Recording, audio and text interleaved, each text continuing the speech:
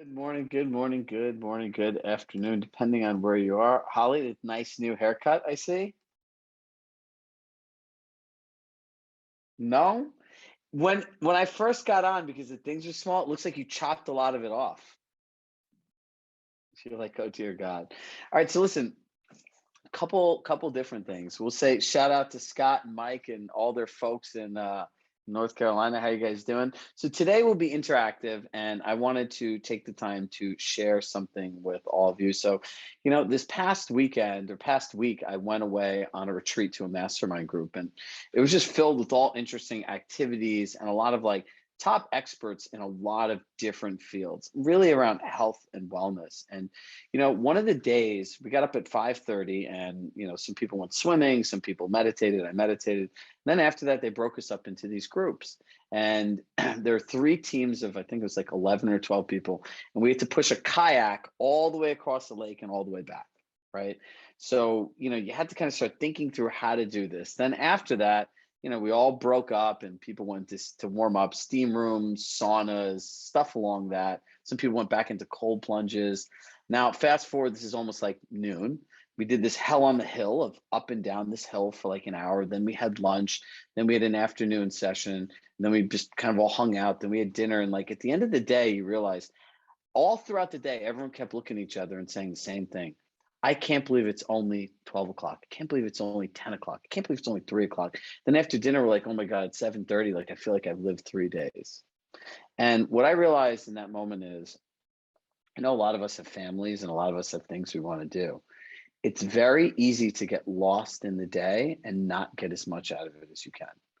The biggest takeaway I had before we get into role playing and talking about market shifts is, how much more we truly can get out of what we do in life.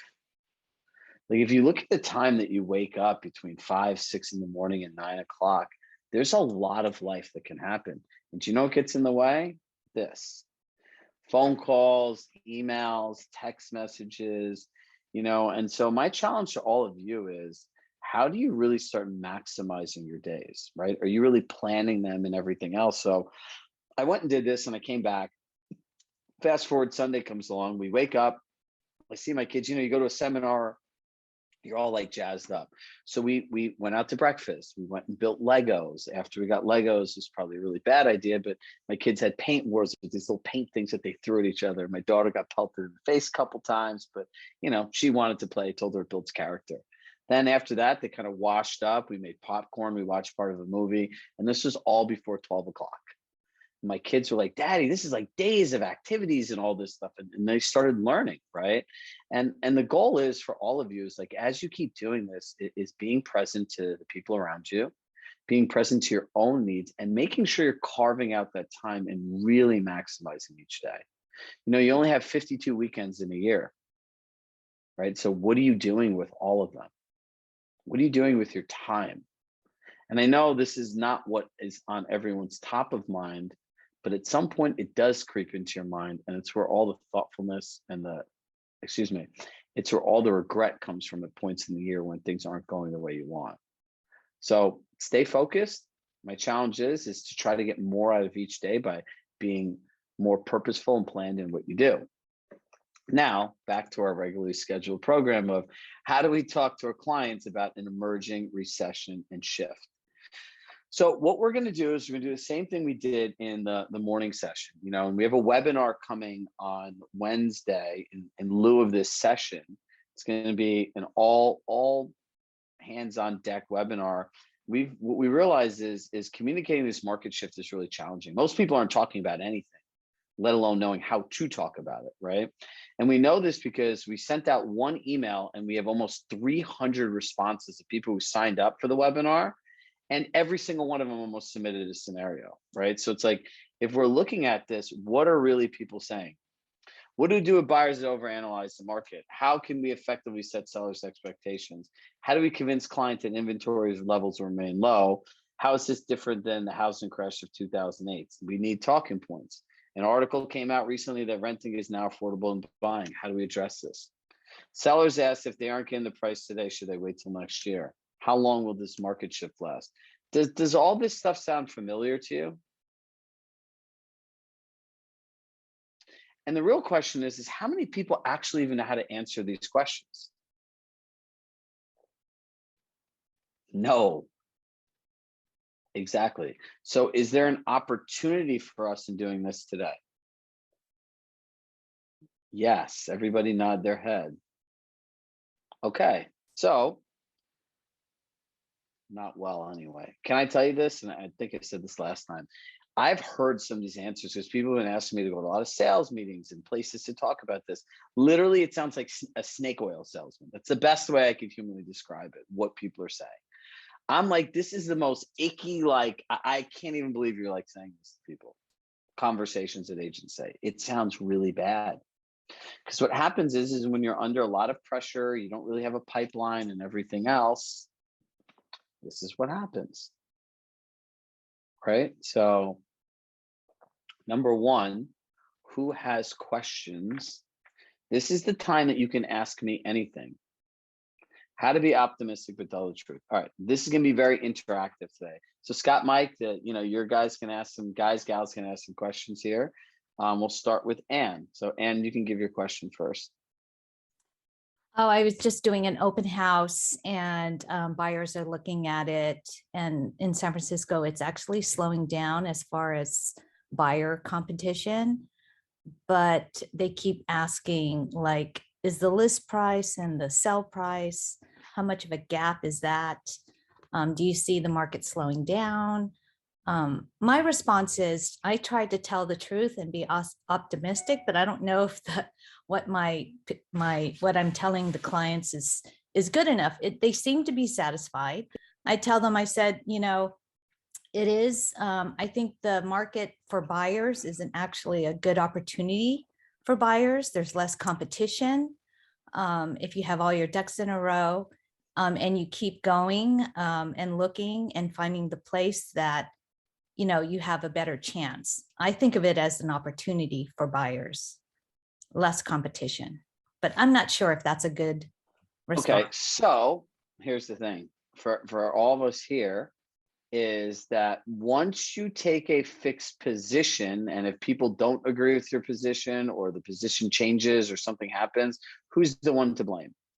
Me. Exactly. So rule number one, don't ever say anything that can get people to blame you, right? When people say, is this a good opportunity, right? You know what my answer would be? I can talk to you a lot about the macroeconomics of markets, interest rates, and what's going on just in the economy based on general data.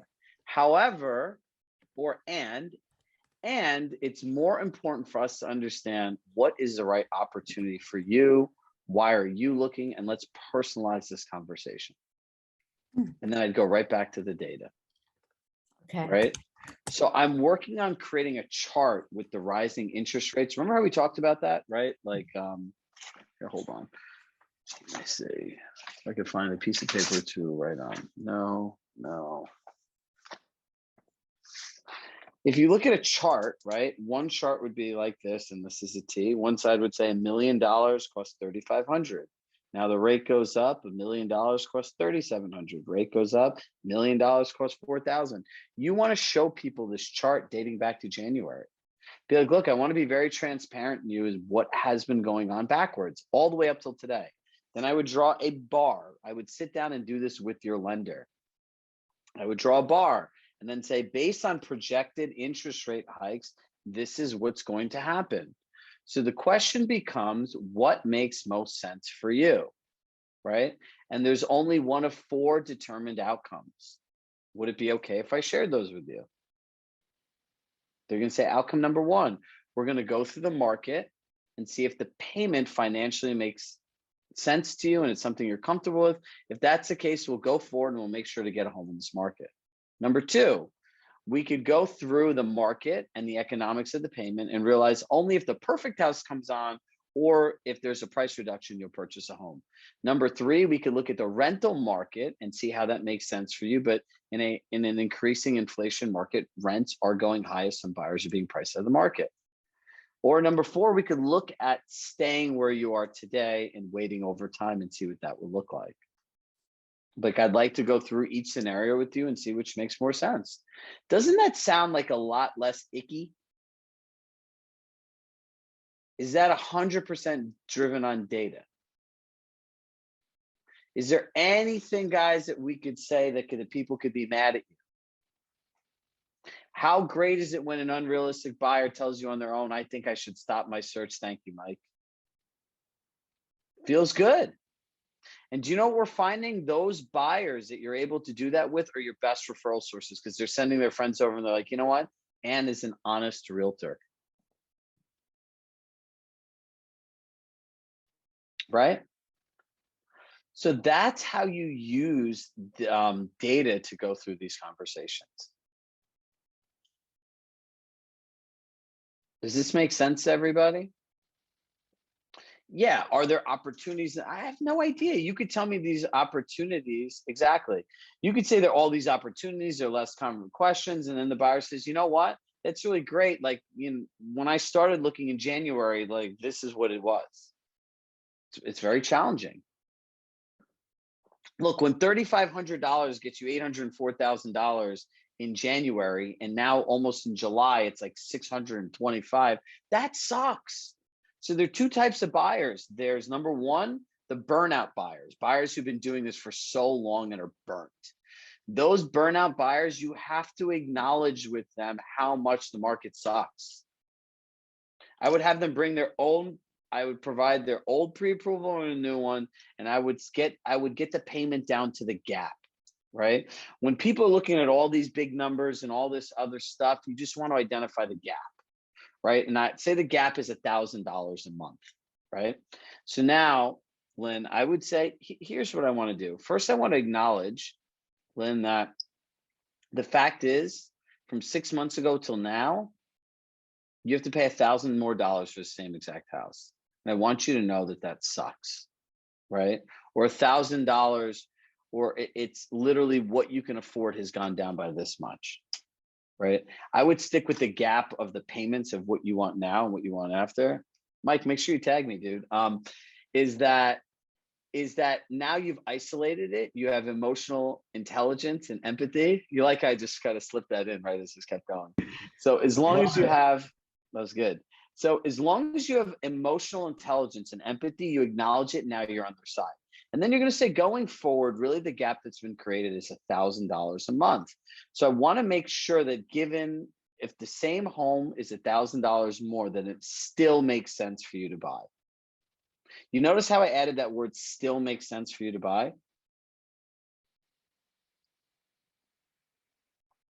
Listen, be okay taking it away from them.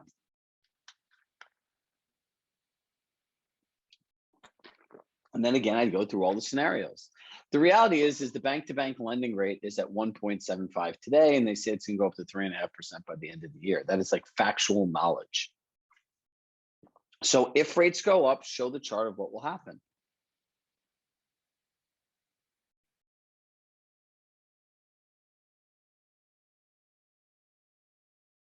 Who has questions? All right, who's next on the list? Bring on your scenarios. What do we got? We got a room full of people in the Carolinas. So what do you guys got? Who has a live, like, scenario, objection, question, concern? What are you hearing? What's up, Scott? Hey, I'll throw one. Okay. So I have a listing that is at an upper price point for the market. We did kind of, unfortunately, we priced it given where the market was really 60 days ago, opposed to the present.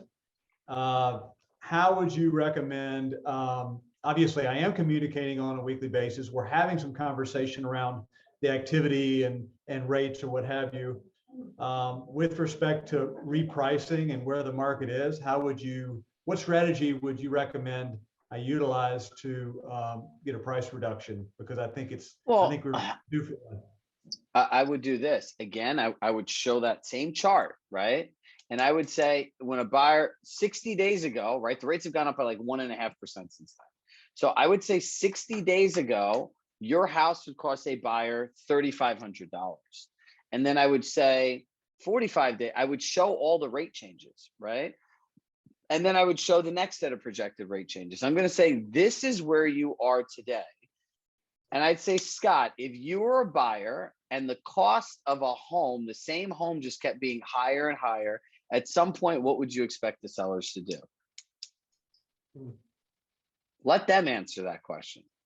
If you were the buyer and this is your experience and affordability becomes less and less and less for the same payment, at some point, what would you expect the sellers to do? What do you think they're going to say? Yeah, I mean, if they're being honest, then they would suggest that a price reduction in direct correlation to a rate increase would be warranted. So I wouldn't even, they're just going to say reduce the price or lower the price. And you're going to say, look, this is what I need you guys to make a decision on. Based on economics, the real estate market's like at a 99.5% high, or I'd even flip it. Like, do you think the real estate market is at an all-time high? And what do you think they're going to say? Yes. Yes, right? And the question becomes this: if you're a buyer, as you said, now you can go back to their own words. As you said, if you're a buyer and you were expecting these rate increases, eventually you expect sellers to lower the price. They're going to say, yeah. So really the goal is in this type of environment is to protect your equity. So we know right now real estate's at a high. Whatever you sell for today is going to be better than, based on current trends, what you sell for 6 months from now. Because if rates go up, buyers can expect prices to go down. So the real question is how do we sell your home for the highest price possible and protect all the equity that you're going to get out of your home so you can set the market or chase the market, right? Ooh, love that. So be like, well, oh, here's a good one. I forgot about this one, guys. This is one of like my favorite ones for price reductions, right? So if there, and obviously there's other homes in the area, right, Scott? Yes. That they're in competition with. Yes. So you're going to say, look, there's one of three places you could be. The first person that improves their price to get ahead is going to set the market. The second person now is going to be left to follow the market. And whoever the last person is, they're going to be left with the market. The person who sets the market is going to get the highest price. The person who follows the market is going to get a slightly lower price. The person that's left with the market is going to get the lowest price. And ultimately, you have to choose which one of those you want to be, or if you're just happy staying in your home. Set the market, left with the market. No, set the market, follow the market, and left with the market. That was one of my favorite ones. I haven't showed that one in a while. Love it. Thank you. Had to dust that one off. We haven't had to. Yeah, it's been a while since I've had to use that one, but that's a good one, right? It is. Thank you. All right, who else has this scenario? Anybody? I do, Chirag. Yes. So Irene and I have a great listing. It's a lovely home. It's quintessential Cape Cod, great location, peaks of the water, but it's tight. And the front is very subtle. And, you know, we came in at 2.224. He wanted 3 million. Now this person has already bought almost a $10 million house. So because he has bought, not from us, but he bought a $10 million house. So he's in a position now that he's choking a little bit. And we've taken a major price reduction, not where Irene and I wanted it, but at least we got him down 300K. I think he needs to be down 600K. And we're trying to, he needs to be under 2 million. And there's 3 houses around him. 2 have closed, another one hasn't. He does have a better location. There is no getting around that. But when you look at this house, you just don't think of those numbers. And he's a finance guy. So we're trying to think of the right language. We give him all the stats. We've had open houses. We have had 2 scheduled appointments in. What about renting it? That's what the wife doesn't want to, but I think today we're going to say, maybe that's your option. You know, you're going to go through, don't say maybe that's your option. So be like, look, based on what's going on in the market shift, someone's going to set the market. The next home's going to be following this market, and the person's going to be left with the market. So we have to figure out which position we want to be in, or if renting the home ultimately makes sense. Right? Because I would say, Margie, can either one of us control what other buyers are willing to pay for your home? And he's going to say no. So let's focus on what we can control and ultimately what the best option is for you. right? Because you could say, look, we could leave the price the way that it is, and is this getting the activity and the results you want? No. And then they're like, well, maybe you could do more marketing. Yeah. And then I'd ask them, do you believe that more marketing can make you pay more for anything? I'm asking for that. The answer is no, right? Be like, if I knew how to market things to make people pay over a market value, I would be the richest person in the world. Every luxury brand in the world would be charging more money. It's not how this is. And then I go back to the chart. I'd be like, look, if this is what's going on with buyers, right? If you're a buyer, you're a finance guy, I'd be like, look, you're a numbers person. If you're looking at these numbers and the same house is just costing you more and more and more and more month after month, at some point, what would you expect the seller to do? Lower the price. Bingo, but you can't say this. Those words have to come out of his mouth. Okay. Do you guys see the recurring theme here? This is easy. This is not a complicated conversation. You literally show a chart with the things and you ask them a question and then you go through with those options. If you practice this for 2 weeks, you could do this in your sleep. And quite frankly, look, I'm a very nice, caring, thoughtful person, but I'm probably one of the most competitive people you meet. For all the people that are not here, I want you guys to smoke these agents. They're never going to learn how to do this. They're not going to learn how to do this. B, they're not here. And C, we actually come up with these own dialogues on our own, right? Like this is something that I came up with because all of you guys gave me these challenges. So I'm forced to come back with answers. You know, as I was at this retreat, they're like, you know, what worries you the most about the work that you do? I'm like, it's all the people. I have a responsibility to every single one of you to make sure that you always have what's coming next first. That's a big responsibility. Right. And I think of how many of you have families, and if you don't know what to say, you don't know what to do, like the negative impact that it has. So when people are like, how do you come up with all this crazy stuff? It's that I'm like literally driven by the responsibility of not only you or your families. You guys are spending time, money, and resources to be here to make sure that this works for you. Right. Like Holly and Ann, like I see you guys every single day. Right. Same thing with Donald and Martin. Like you guys are here all the time.